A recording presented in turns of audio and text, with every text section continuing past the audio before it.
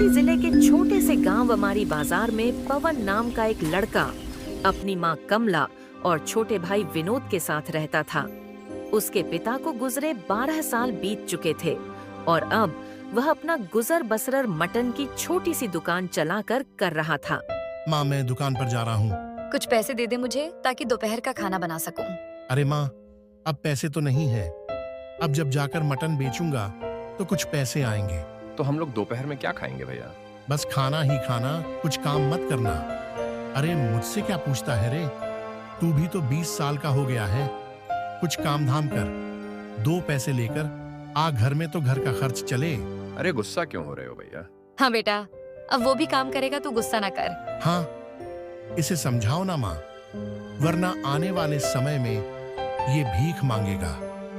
सिर्फ बैठे बैठे खाने मात्र से जिंदगी नहीं चलती। ये बोलकर पवन गुस्से में घर से निकला और अपनी मटन की ठेली पर जा पहुंचा।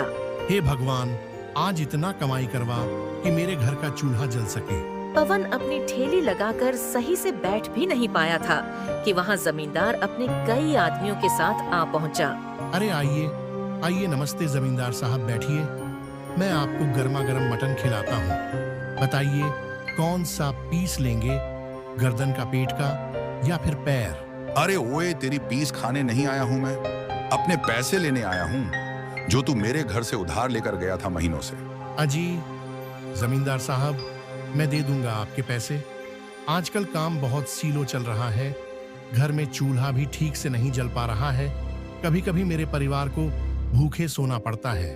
अरे तुम लोग इसका प्रवचन सुन रहे हो? इसके सभी सामान उठा के नीचे फेंक दो।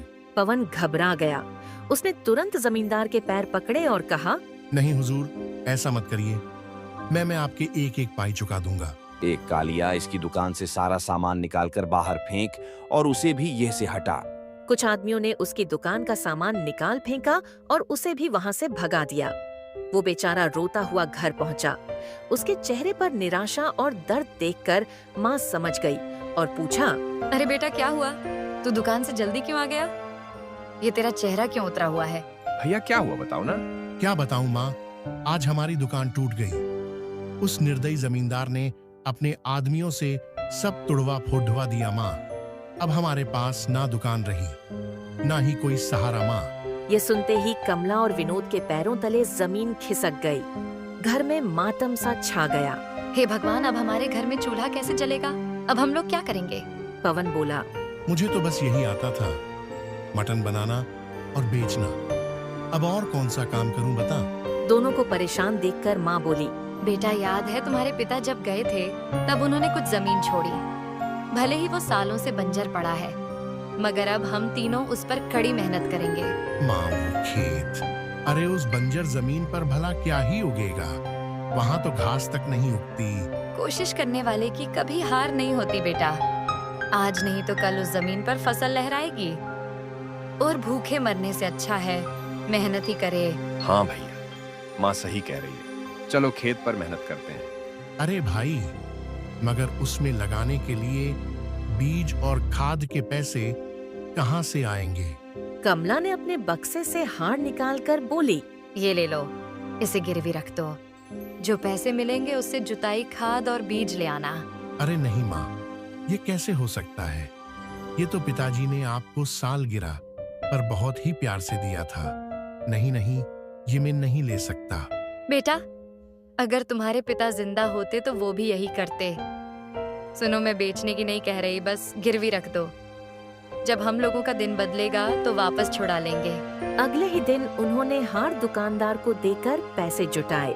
चलो विनोद, अब हमारी कामयाबी हमारी मेहनत पर निर्भर है। हाँ भैया, अब पीछे हटना नहीं है। दोनों भाइयों ने मन बना लिया कि वो खेत पर गन्ने की खेती करेंगे। दिन हो या रात, काफी तपती धूप हो या झमाझम बारिश हो, दोनों ने जी जान लगाकर बंजर जमीन को उपजाऊ जमीन बनाया। देख विनोद, मिट्टी की खुशबू बदल रही है। लगता है हमारी मेहनत रंग लाएगी। हाँ भैया, जमीन भी हमारी कड़ी मेहनत लगन को पहचान गई है, लगता है। समय बीतता गया और सचमुच कुछ ही महीनों में खेत बड़े बड़े हरे भरे गन्ने लग गया। अब समय आ गया जब उन्हें अपनी उपज मंडी ले जानी थी। दोनों भाई बैलगाड़ी में गन्ने भरकर मंडी पहुँचे।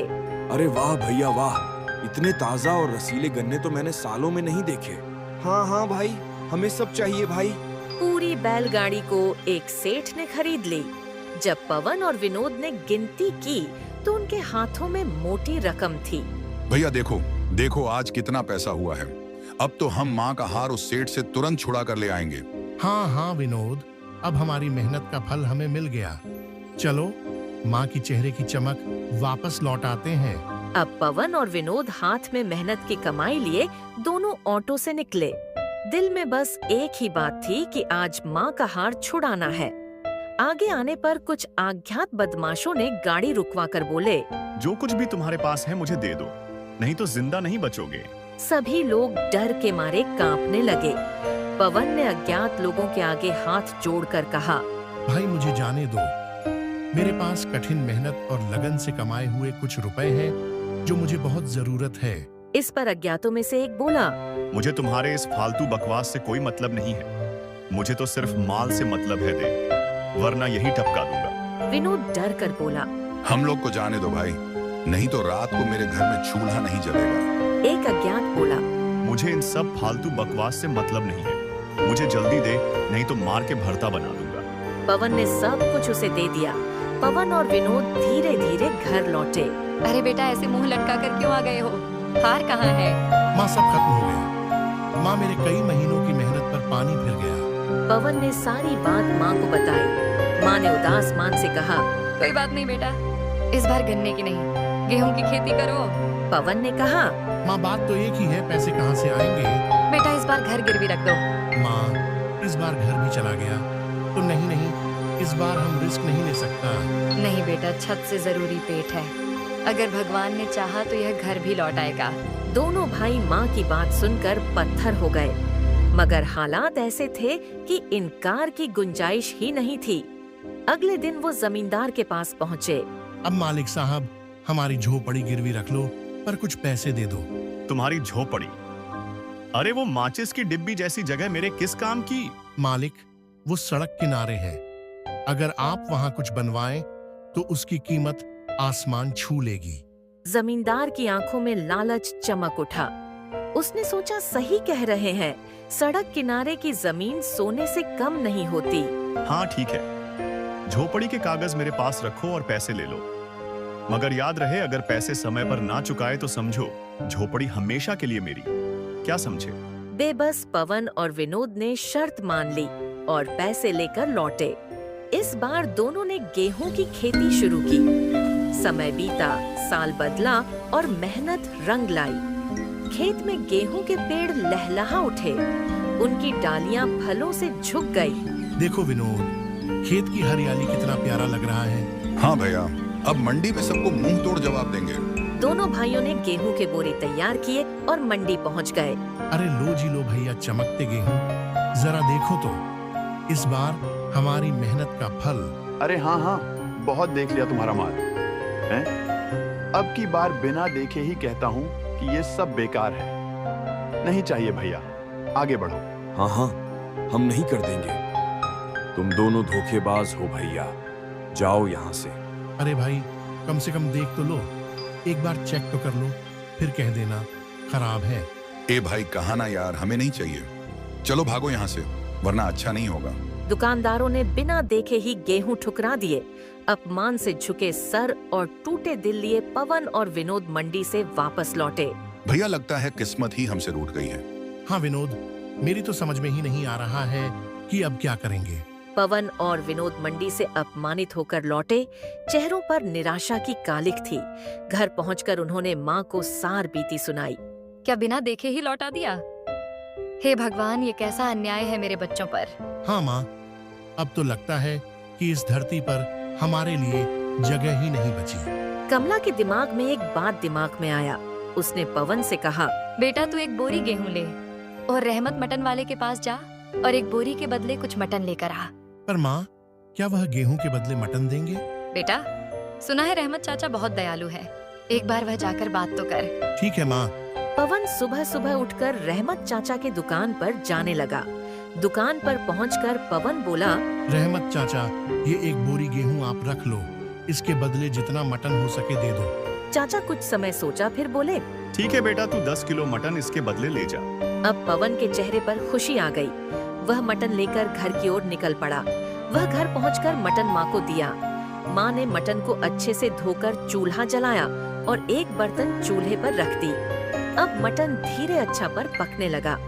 मटन की खुशबू पूरे गांव में फैल गई। सभी गांव वाले घर के बाहर मटन खाने इकट्ठा हो गया।